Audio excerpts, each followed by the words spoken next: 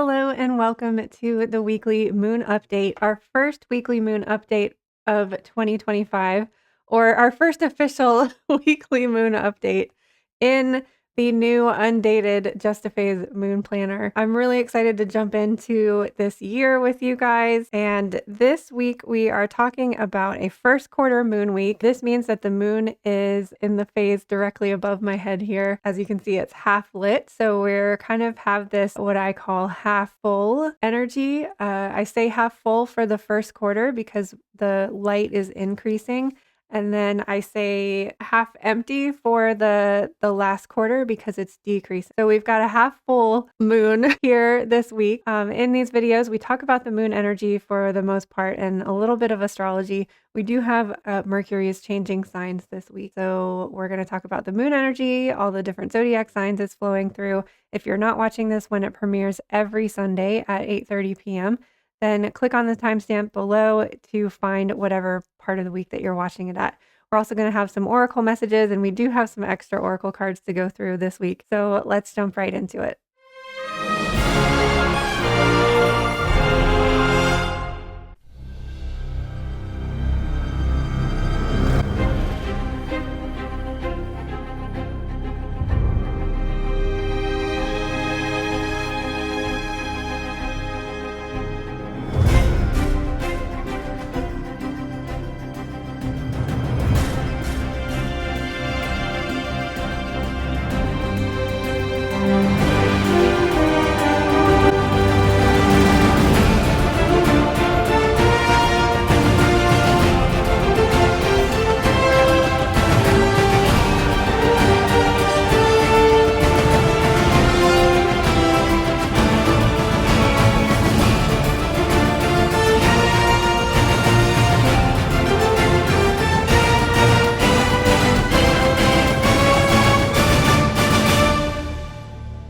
So we've got our first quarter moon here on Monday, which means that we will have a waxing gibbous moon for the rest of the week. So waxing gibbous means a gibbous moon is more than half lit and it's waxing, increasing until we have our full moon next week. I love first quarter moon weeks because I don't know, that's first quarter moons and last quarter moons is just when I feel at my best for some reason. It's when I have the most energy. A first quarter moon gives me that energy to feel motivated to like start things, start whatever my intentions were for this moon cycle. And then the last quarter moon kind of just makes me feel like, okay, let's wrap up all these things. It gives me this like last burst of energy to just wrap up the things that I want to for this, that I want to like complete for this moon cycle before moving into the new moon. So in this case, we're leading up to the full moon. So we're like that energy and that momentum is just building and increasing and it just feels good. I love first quarter moon week. So we are starting off with Aries as well, which Aries is the first sign of the zodiac. It's the start of the spring season. So there's again this burst of energy to help motivate you and get you started for the week. Last week we had our new moon, we had the New Year's, you probably had some time off. So even if you did have to work last week, it was probably kind of disjointed and not really completing anything or not really being productive. This week, hopefully you'll be feeling a little bit more productive and having that Aries moon kind of kick us off is really going to help get you going this week. I was just having this feeling the other day of just like, I don't know, I guess like always in the back of my mind, I'm thinking like, well, when we have more time off over the holidays, I'll do whatever X, Y, and Z and then never get to it. And I last week I had this feeling like, oh, I can't wait until we have an extra day off. And I was like, wait, we already had it. We're not going to have an extra day off for a while. So we're having to get back into that grind of going to work every day and not having those extra days off. But this is the lesson of this moon cycle is how can you stay productive with the Capricorn moon energy, Capricorn season? Capricorn is striving to achieve and heading towards their goals. And then it's always paired with a Cancer full moon, which is reminding us that, hey, did you eat? Did you drink water? Did you take care of yourself? Did you get enough sleep? Do you have enough snacks? Do you have a sweater in case it gets cold? So Cancer and Capricorn kind of help us balance these things, and these are the things that we're learning at the beginning of the year that hopefully will sustain us for the rest of the year.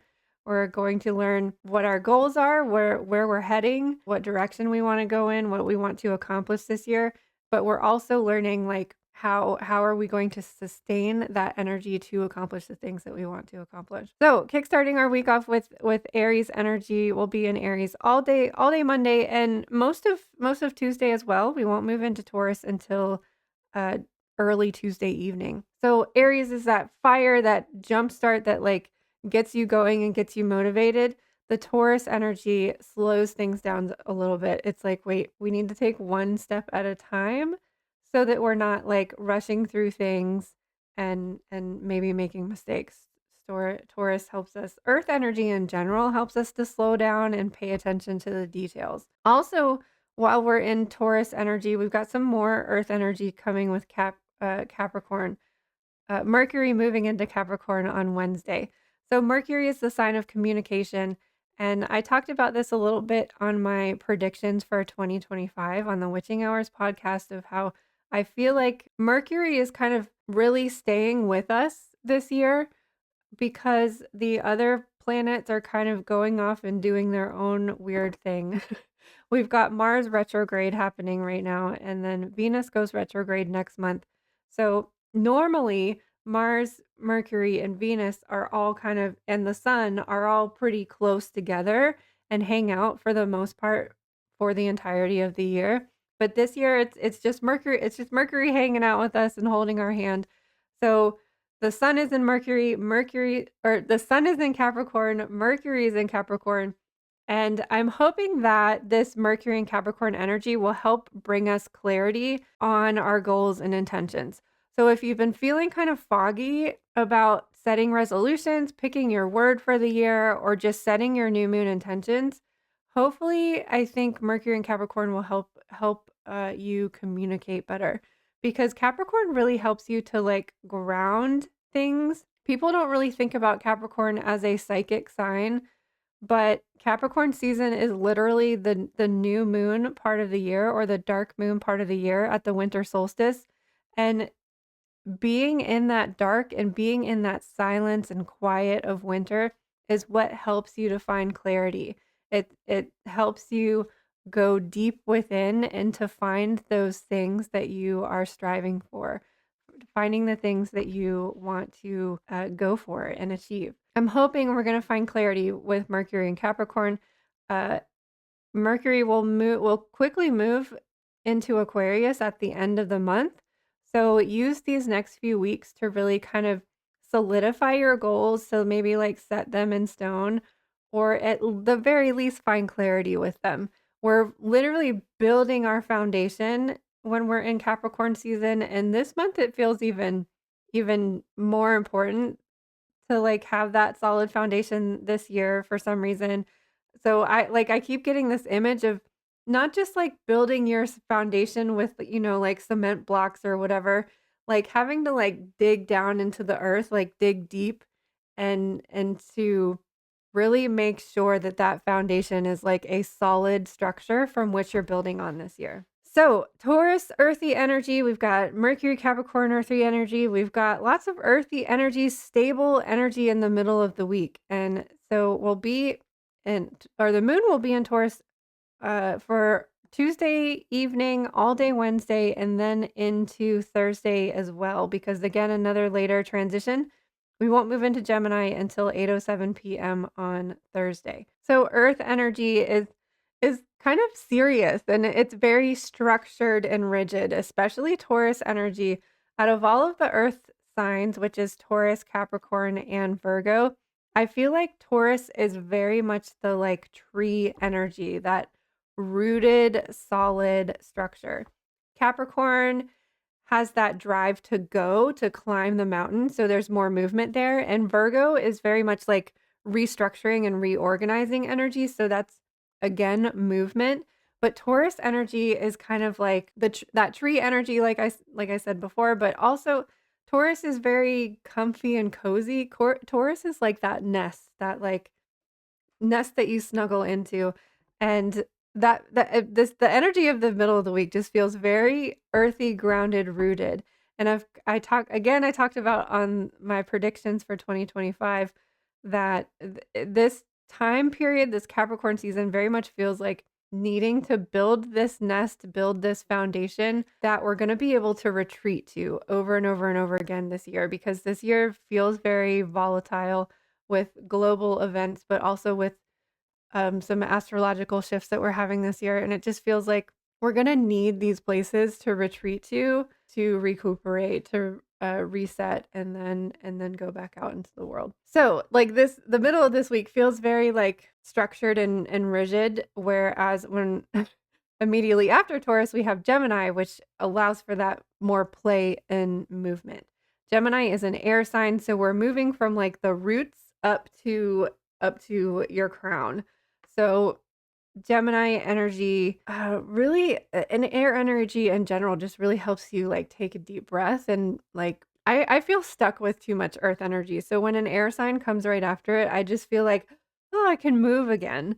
Like because I just feel so rigid with I love earth energy. I love it, don't get me wrong, but like I'm like I'm ready to play when Gemini comes in. I'm like my 2.5 days of the moon in an earth sign. I'm like, okay, that was good. That was nice. I enjoyed it. But now can we like move? Can we breathe? Can we do something different? Air energy helps us to get those new ideas and to change. So we'll be in Gemini energy Thursday evening, all day Friday. And again, a later transition. We won't move into Cancer until 11:24 p.m. Saturday evening. Hopefully that Gemini energy like gives you some time to play. If get Aries helped you to get things done at the beginning of the week, Taurus helped you like really focus on whatever tasks you need to do, and then Gemini comes in to help you start off a playful weekend, allow yourself to like rest and play, and then Cancer is really going to ask you to rest and nurture yourself.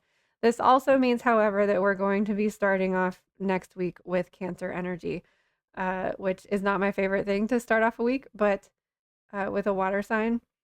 But this is putting us into the full moon energy. So you might want to do full moon activities on Sunday or Monday, because we are moving into the moon moves into void of course at 11:45 p.m. Monday.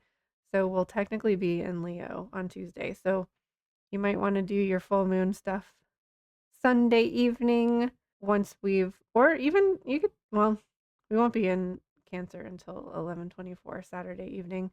So I would say Sunday would be a good full moon day. So it feels like the beginning of this week is a great time to be really productive with whatever it is that you need to do. So put those heavier to-dos, those to-dos that take a little bit more time, that take a little bit more energy, that take a little bit more brain power. Putting all of those things at the beginning of the week, especially if you have more physical things, doing that on Monday and Tuesday, and then structuring your week so to be busy and productive at the beginning of the week and kind of having lighter days on Thursday and Friday and into the weekend. So if you flip back to your Capricorn section of the Just a Phase Moon Planner, we had some like a visualization journaling exercise to kind of envision what your life would be like at the end of this year, to help you kind of see what are those goals look like, what do you look like, what does your life look like at the end of the year. And then there's also the seasonal planning, which I kind of work on the seasonal planning back in 2024 and in the new year. So I kind of use the whole Capricorn cycle, well, starting with Sagittarius, starting with the Sagittarius season and into Capricorn season. And by the end of Capricorn season is when I really hope to put it into this, so like really solidify those plans by the end of Capricorn season. So I give myself this time to like really think about it, because I'm always preaching, let winter be winter. Like we don't need to be starting things in the middle of winter. We can make our plans and like get everything in order and start organizing things. But we're not really taking action on things until spring, really. So I like to use the whole Capricorn season to kind of think about these plans and what I want to do, where I want to go. And I use this space for everything. I use like if I need to be reminded of a recipe that I like that I want to make for the fall equinox, I'll write this there just to remind myself.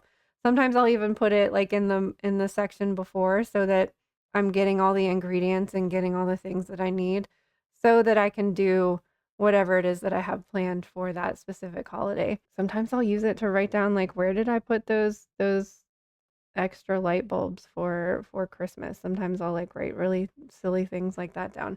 Or if I do like a really nice ritual for the spring equinox and I really enjoyed it, I'll like remind myself to like do that again next year. So you can use this to break your goals, your bigger goals into smaller goals, or you can just use it to like remind yourself throughout the year. Because the older I get, the more forgetful I get.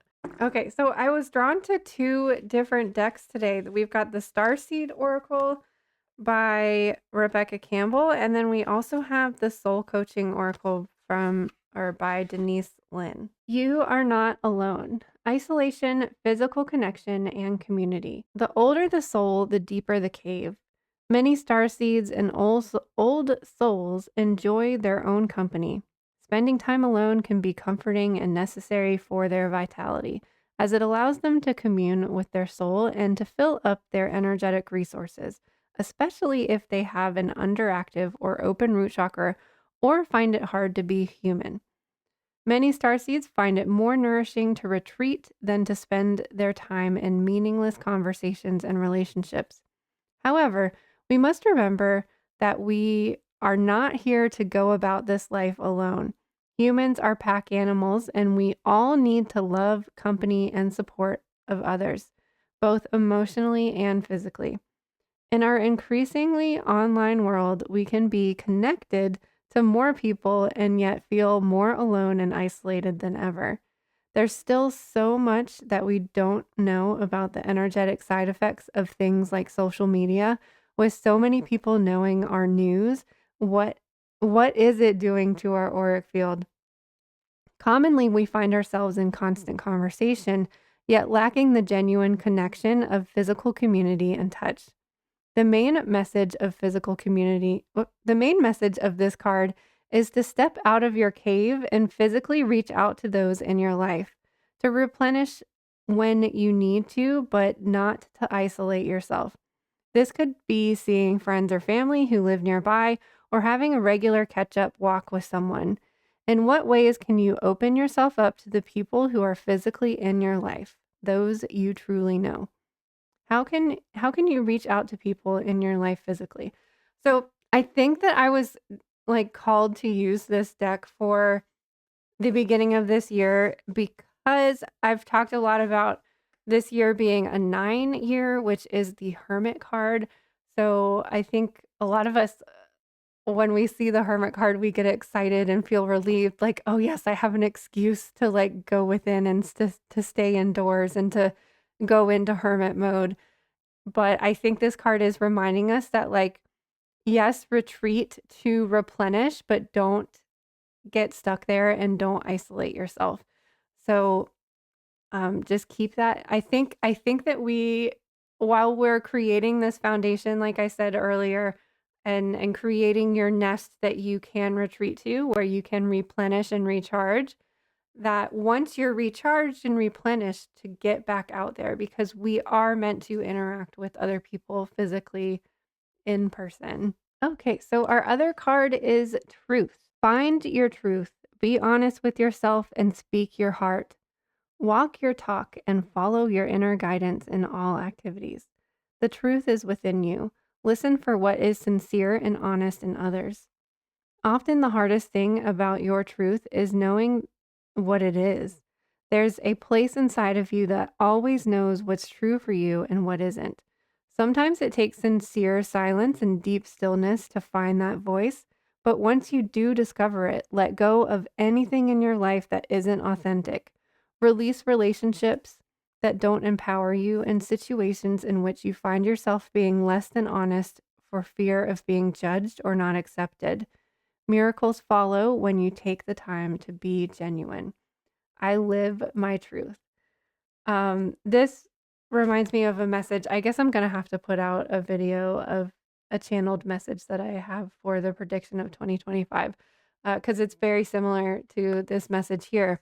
And so I mean, I think that is the point of the 9 and the Hermit and the going within to find your true authentic self, and then being that person out in the world. Again, using that hermit mode to rest and recharge, but then shining your light and being the person that you can be in isolation, like where you feel safe and comfortable to be your authentic self, being that person outside in the world as well. And the affirmation is I live my truth. All right, who is it that needs honey calcite? This is like the third or fourth time we've gotten this card. Honey calcite is known to heal the mother wound. It's a powerful partner in assisting you to release stuck energies so that you can heal and move forward with greater presence, ease, and forgiveness.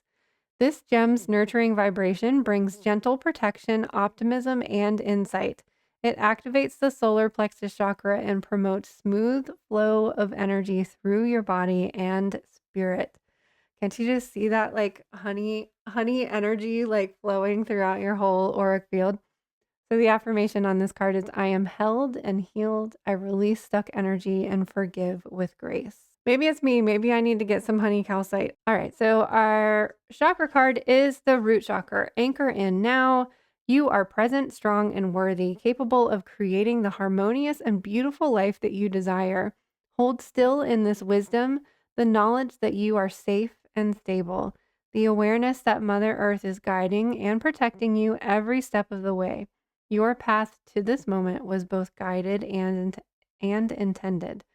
So again, this is a root chakra card. The crystal they recommend is black tourmaline, and the herb is burdock, which typically we use the root of the burdock. So a lot of the root chakra herbs are actual roots, like you use the root of the plant, which I would argue that means that you could use the root of any plant to connect to the root chakra.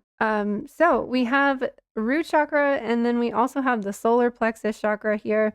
When you're feeling safe and rooted and grounded, you're also feeling more confident and feeling like you're capable of doing the things that you set out to do. We're reminded with these cards, oh look, the colors on these ones match too.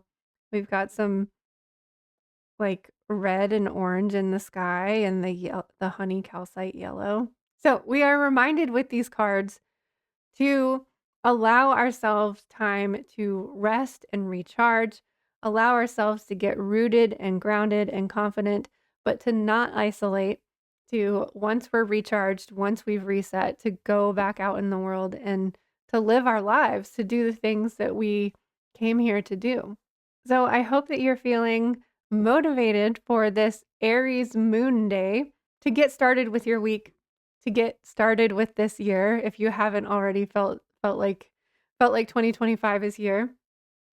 I'm still kind of hesitant when I say last year as 2024. I think we're in this transition phase, and like we learned at the moon meeting, this is technically that we're still in the 13th moon cycle, which is this liminal space that is kind of bridging us between these 2 years, between this time.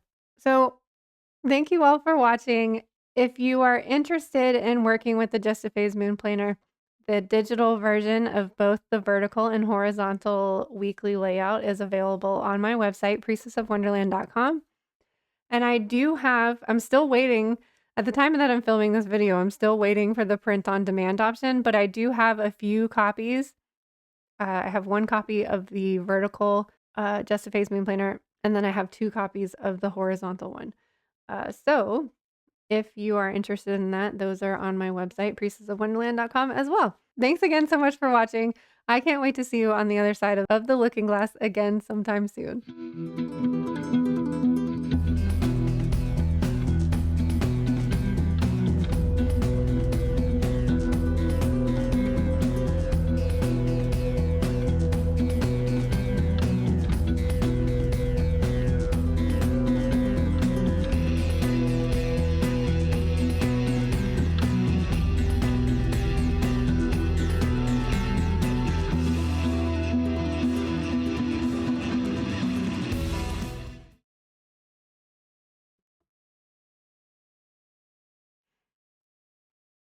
Oh, why do you keep doing this?